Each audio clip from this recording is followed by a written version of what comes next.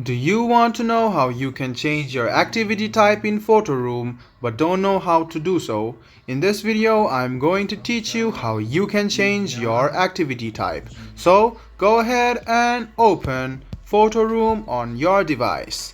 Now go to your content and tap on account.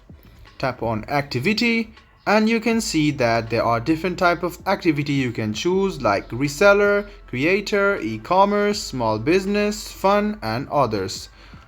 The edit options on this create option will be changed according to the activity type you choose. So all you need to do is go to your content, go to your account and tap on activity and choose the type of activity, and then the edit options will update accordingly.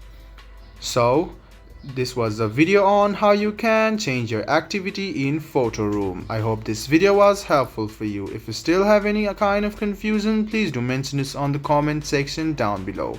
Like our video, subscribe our channel AI Basics and do hit the bell button for more. Hope to see you in the next video as well. Until then, goodbye, take care and make sure you enjoy.